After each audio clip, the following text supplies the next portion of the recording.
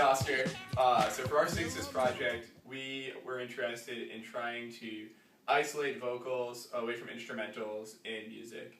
There's a lot of applications, particularly in music production, because a lot of times you just want an audio clip or just a vocal clip, and you don't want them coupled together.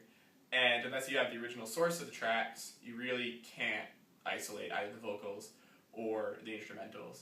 So the secret to our project is identifying which signals are characteristic of voice and which signals are characteristic of instrumentals. And as the board behind me shows, we implemented all these algorithms in Python, and it's currently an open source project, so you can follow it on GitHub and maintain it if you would like. So a general overview of our project is the Python code essentially wraps the Matplotlib and NumPy API and gives you functions in order to plot spectrograms, plot FFTs, pretty much manipulate sound files and wave files however you want, write wave files. In addition, it allows you to do pretty much any sort of digital signal processing you want to compute. So if you want to do bandpass filters, bandstop filters, you can do that all in Python now. So after we completed this API, we used it in order to start processing sound files and see if we could actually isolate vocals from instrumentals. The main challenge here is that our initial implementation is just use simple bandpass filtering. Namely, we know that the human voice isn't going to be at 24 kilohertz, and we know it's not going to be at 0 hertz. So we can actually just figure out what a reasonable range for singing vocals are. So we use a lower bound of 512 and an upper bound of 2048 hertz because most songs, or at least the vocals in songs, are within that frequency band. So the most naive implementation of our algorithm is just a simple bandpass filter within that range. That way you only get the vocals. And as you'll hear later in the video, this is actually a pretty effective algorithm. We pretty much removed all of the bass from a song and all of the drums, and we're only left with the singing and, unfortunately, the piano part. And that's because the piano part was playing a melody to accompany the singing, so it was actually well within the same frequency bands.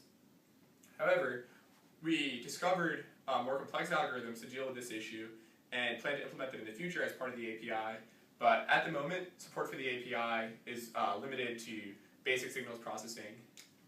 Alright, let's move on to more advanced methods of separating vocals from music. We went on the internet and we found a paper published by this guy named Yi Wang. And what he did was he made an algorithm which basically takes a song and separates it in a time domain into portions that he identifies as vocal or non-vocal. So, to explain what I'm talking about, this is a time domain visualization of a song. His algorithm can go in and say, this portion someone's speaking, this portion someone's not speaking, this portion is speaking, and so on. And you can use this, once we segment it into vocal and non-vocal portions in terms of time, we can apply filtering and get a better result.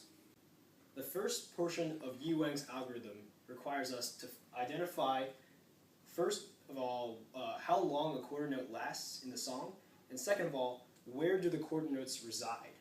In order to do this, we're going to do a technique called autocorrelation.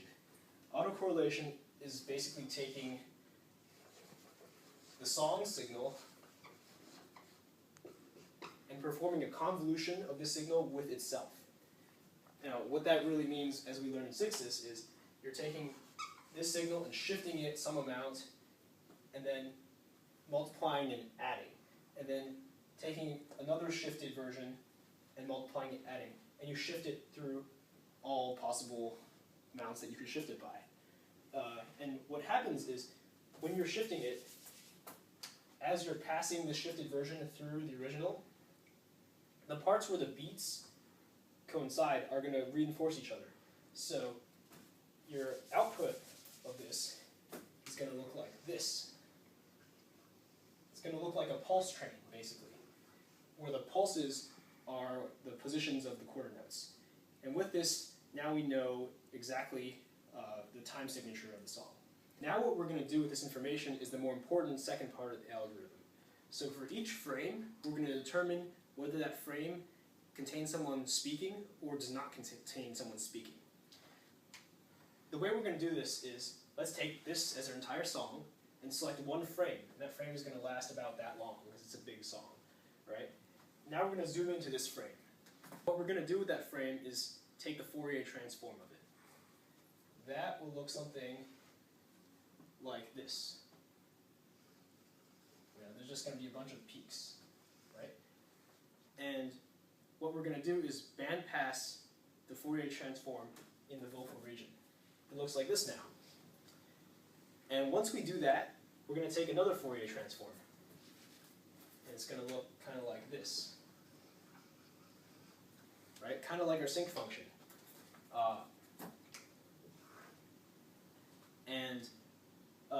After that, we're going to take the sum of just this portion, about the first 50 coefficients in the Fourier transform.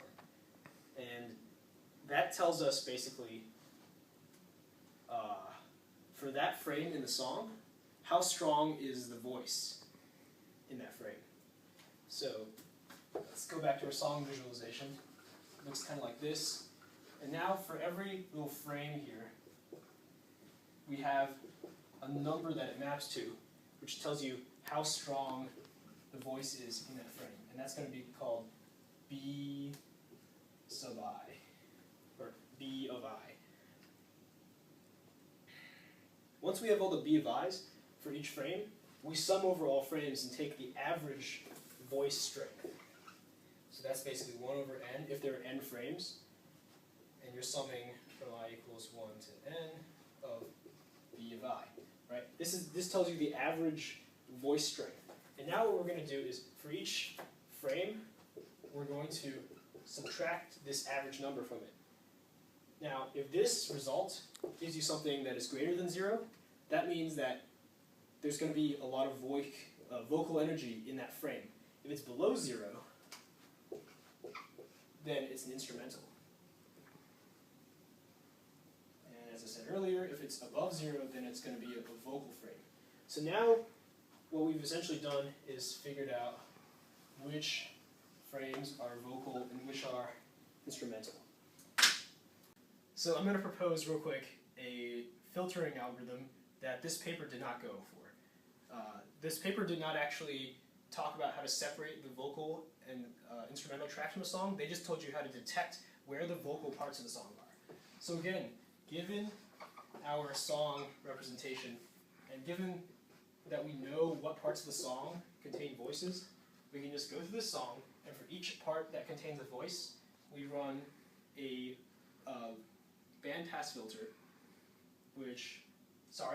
bandstop filter. We run a bandstop filter that filters out the voice just in this portion. And this gives you a better quality song than just applying the bandstop filter over the entire song, because the parts which don't contain voices don't have that nasty filtering. So this gives you essentially a better separation of vocal and instrumental parts. Done.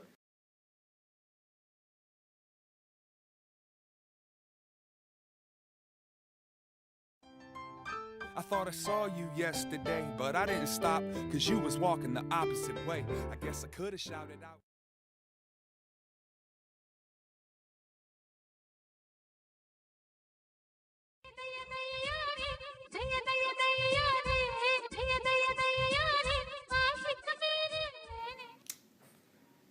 In addition, Swag!